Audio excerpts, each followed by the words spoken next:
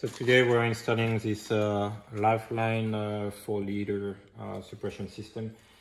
You have to follow the FIA instructions to be compliant to the rule. When we look at the rules, the manufacturer and the bottle have to be listed in the current list of FIA approved manufacturers. So one thing is that, like, this bottle is certified until 2023, but if you look in the FIA technical list 16, the FIA homologation for this kind of model expires at the end of 2022. I think it's October 2022.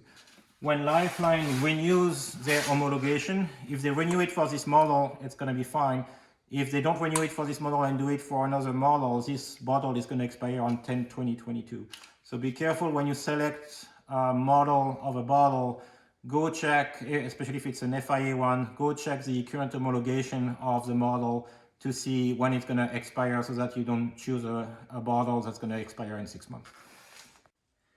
Okay, so for the position of the bottle of the fire suppression system, there is a kind of a recursive reference between the rule. The manufacturer says it has to be within the roll cage and follow Article 7.2 of the FIA. Article 7.2 of the FIA says follow the manufacturer recommendation, but they also say that you are allowed to put the bottle in the trunk as long as it is 30 centimeters away from any body panel in a horizontal direction. So here I have a bottle that is about the same size. It's slightly 2 inches shorter than the regular bottle, and you have to have 30 centimeters, about a foot. So you have to be a foot away in all directions from any body panel. So that would be the closest the bottle could be from the back of the car. The manufacturer says it cannot be this way. It has to be transversal. The reason they don't want the bottle this way is if you have a frontal impact, they don't want the bottle to become a projectile in the car. That's why it has to be transversal. And even with that, you need to have anti-torpedo tab to prevent the bottle from going either way. We have enough room behind the seat to fit the bottle. It's going to be lower center of gravity and also less room for the bottle to move in case of a crash.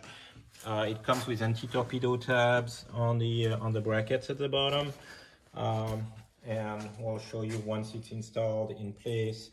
So right now we are just mocking up the location, making sure everything is gonna fit in place. They give you those dampers to put under the brackets. So top of the bracket is gonna come here. That's gonna go through the floor. We're gonna put some backing plate washers under the floor to hold that in place. Good. So the two brackets have an anti-torpedo tab at each end, one here, one there. They are mounting on dampers, so the dampers are going through the floors with backing plates and lock nuts and nuts on the back. You can see that. And here at the top, it's another locking nut and the nut. Here there is some foam.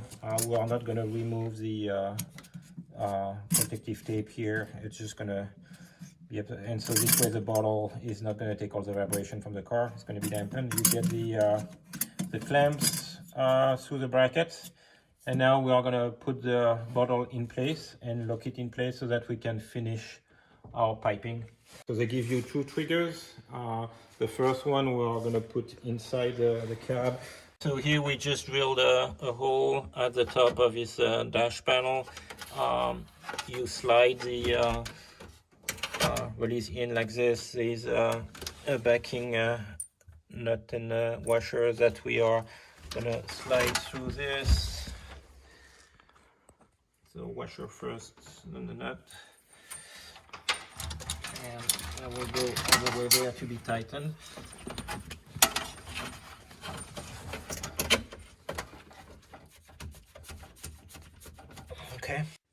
Okay, so for the external pull, there is a hole from the factory here. There was this small plastic grommet. Not sure what was actually going through there. originally, but so we just enlarged this hole a bit so that we could fit the adjustment in here. It's perfect. It's clearing the hood, the opening of the hood. Originally, we tried to make a hole here. You can see it also fits in there, but if you have the stock blower in the car, that's not gonna fit. It's gonna hit the blower box down there. And I think the best next thing, if you don't want to put it anywhere close to here, is gonna be directly on the hood. You could, so here we're gonna route the cable. If we were going through the hood, we would have routed the cable through the firewall with the rest of the wiring here. That's where the nozzles are gonna come out. So your option would be to drill somewhere here, use one of those holes of the hood, and then you can route the cable through here. But here, this factory hole here is perfect. It has a right angle, and it comes directly under the dash. I'm just gonna show you here. So we're coming directly here, and we'll be able to route the cable around the car on the passenger side here, to the back, and directly to the bottle. Okay, so you can see here it's secured in place with the nut and the washer in the back on the other side of the firewall. And here we just took this the piece of trim. It was already broken in half, so that made it convenient. We just cut a tab there so that now we can just slide it in like this in place. I'm hitting something over there. And so now that's gonna give you a sort of close the hood so that you can see with the hood closed. So here it's gonna be easy to pull here. You have to be careful if you get closer to the hood or vertically here, that you are not gonna hit with the hood when you are gonna pull. So here is a really convenient location. Now in our original installation, we did a mistake. We had mounted the cables backwards.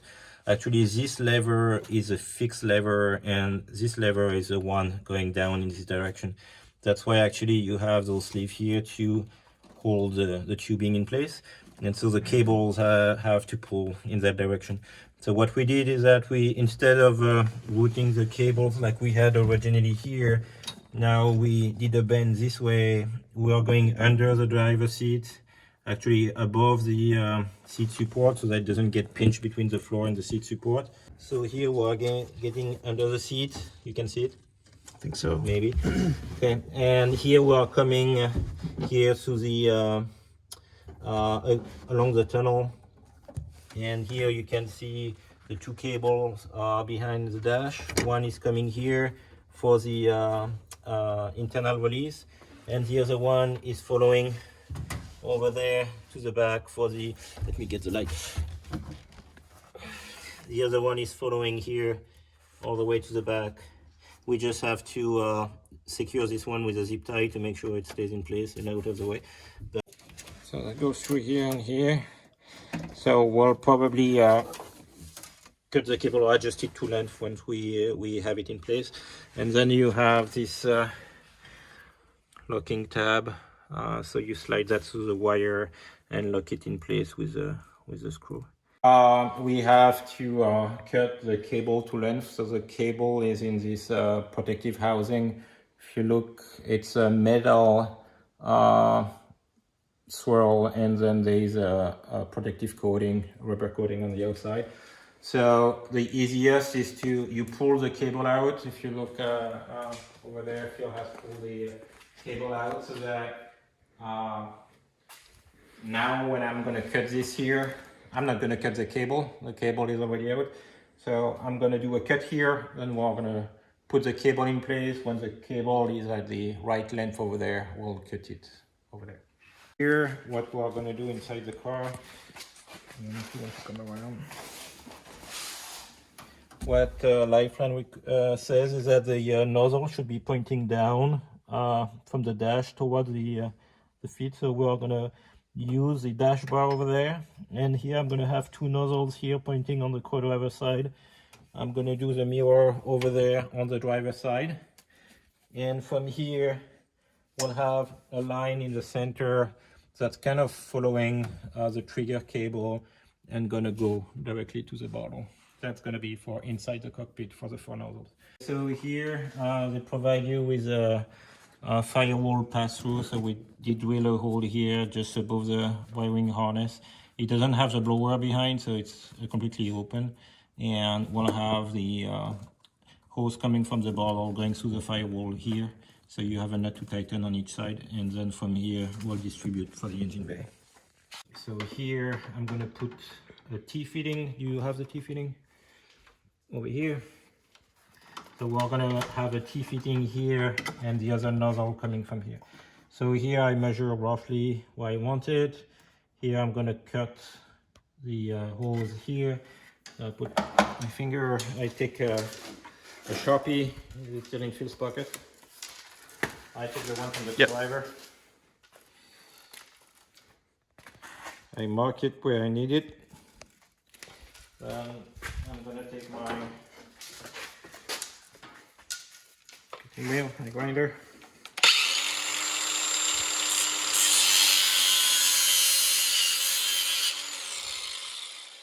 We do that.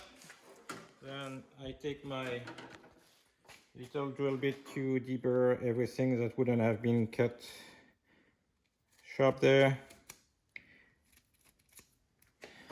And if there's any pieces of rubber that stick out, I just clean them up with my box knife cutter so that the seal gonna work properly inside the here we go. That would work too. It's just more time consuming, and it works just fine with a cutting wheel. Yeah, I pushed on the my nozzle here. Yeah, pushing in the T-fitting, and now we have our piece here. So here it's easy to rotate. Well, good. So now I just have to finish a connection from here to here and to the other side. Okay, so here for the nozzles, you can't leave the nozzles like this just being held by the just the tubing. You have to have a support bracket. So like for the short distances like here, this is old aluminum shelving. Those are basically the uprights of the shelves, like those. That's exactly one of those old shelves like this. So I had one of those old shelves. We cut some pieces to make those little brackets. Here he had those reinforcements to brace the front of the chassis. So we just reinforce here. Here we are going to have to do a much longer distance from the firewall to this nozzle.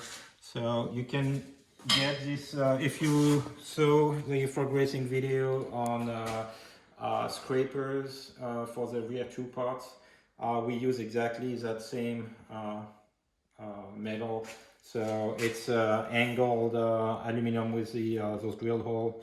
So here I already cut one piece and bend it so that we'll be able to attach this to the firewall.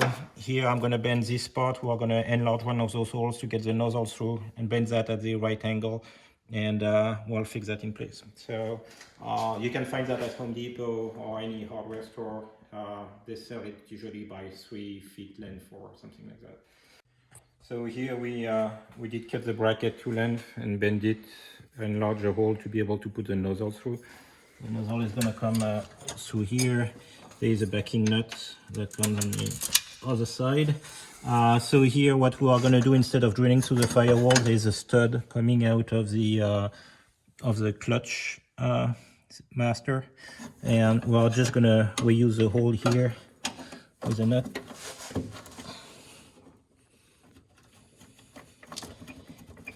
Here, so we're going to secure that here like this in place. Here we'll have the nozzle coming here with a backing nut. So here we have our bottle on the dampers, 2 clips holding it together, anti-torpedo tab front and back. Now in our original installation we did a mistake. We had mounted the cables backwards. Actually this lever is a fixed lever and this lever is the one going down in this direction. That's why actually you have those sleeves here to hold the tubing in place. So here, passenger co-driver side, we have one nozzle facing down the feet in the electrical area here, the other one facing a little bit more forward towards the hot side of the tunnel. And here you can see the T connection going to the bottle. Then here we distribute on the other side, and we go first bracket, first nozzle here, going to the hot side on the driver's side, and then a nozzle on the other side that is spraying more towards the feet and where the fuel lines are at the bottom toward the cage. And that's the install within the cage. We wrote it here. You can see here the brackets are simply attached around the roll bar. There's no specification about what kind of brackets you should use or how they should be secured. So it's really just to hold the nozzle in place so that it's not just hanging from the hose. And then that other line here, you can see, is going through the firewall here. That's where we have our pass-through for the firewall. So that goes from the bottle through here, and we're gonna go on the engine bay to show you the finished results. Okay, so here's the installation on the engine bay. We have our 4 nozzles, 1, 2, 3, 4. As you can see, we mounted them on brackets. So here we have those reinforcement bar for that we were able to directly tap into. Here we reuse the bracket for the clutch master. On this side we went directly on the strut tower, and we are facing the down in here for the front of the engine. Same thing, just went to the bar there. So we have the handle here on the exterior, and we have to put the sticker to mark. And we also have the sticker on the inside here, just below the pull. And we put a label, fire, with the E just below it. Perfect.